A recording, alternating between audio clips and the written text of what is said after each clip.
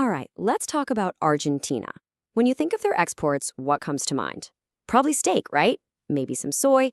But what if I told you one of its most critical trade relationships is actually with the Middle East? And yeah, it's a partnership that's hiding a pretty massive secret. Okay, so let's just jump right in with the number at the heart of this whole thing. $6 billion. That's a trade surplus, by the way. In 2021 alone, that's how much more Argentina sold to the Middle East than it bought from them. It's a huge figure, and it's a huge deal for the Argentine economy. But here's where it gets really crazy. That $6 billion, it isn't just a big number on a spreadsheet, it's a lifeline. We're talking about nearly 40% of Argentina's entire global trade surplus. For a country that's always on the hunt for foreign currency, this one region is, well, it's absolutely essential.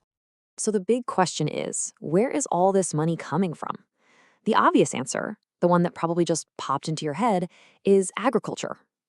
Grains, meat, the usual suspects. But as we're about to find out, the real story is way more complex and, honestly, a whole lot more interesting. And look, to be fair, the traditional stuff is still a huge part of it.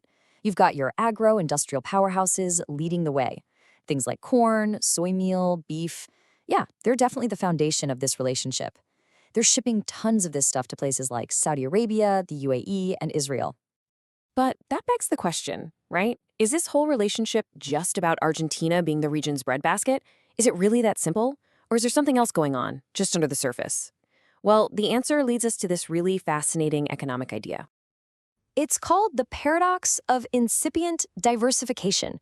I know, it sounds super academic, but stick with me. The idea is actually pretty simple. Imagine the commodity exports, the soy and beef, are like a giant tidal wave of money.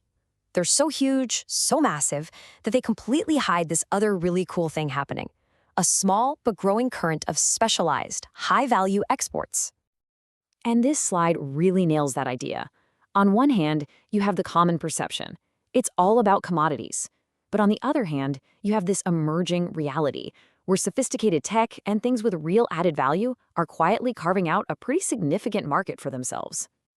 And this isn't just some abstract theory either. We've got real-world examples.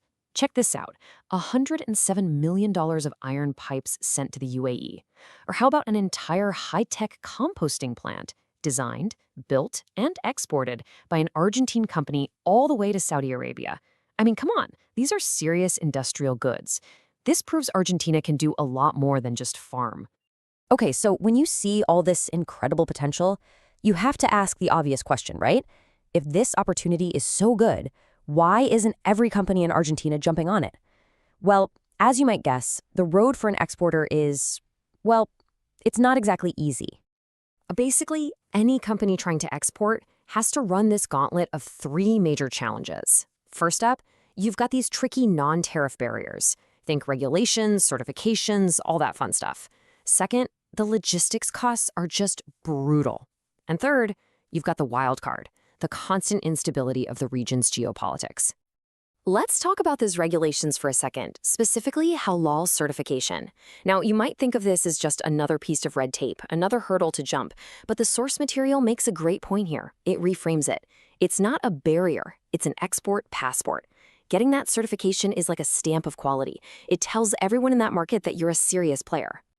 And yeah, getting that passport isn't a walk in the park. It's a pretty rigorous process.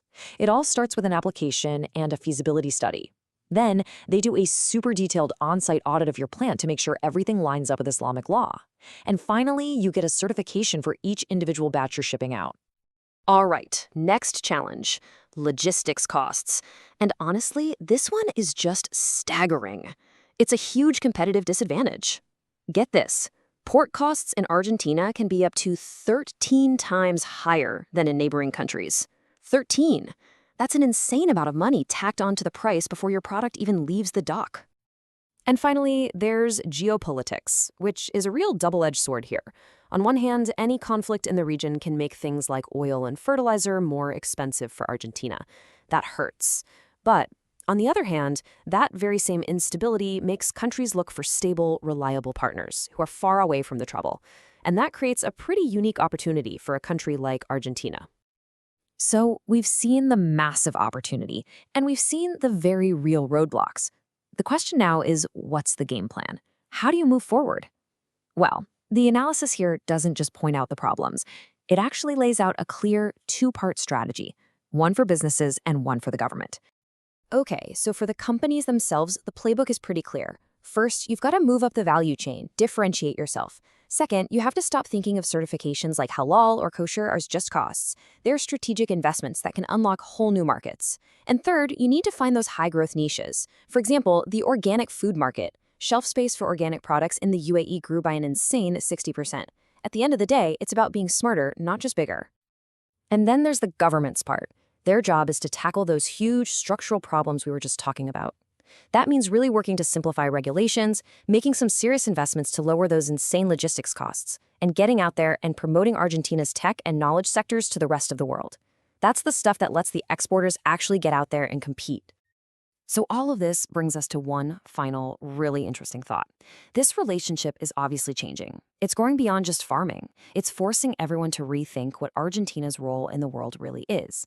So the question we're left with isn't if this partnership will grow, but what it's going to grow into. Is Argentina just going to be the breadbasket of the world, or could it become a key tech partner for one of the most dynamic regions on the planet? The incredible thing is, the potential for both is right there.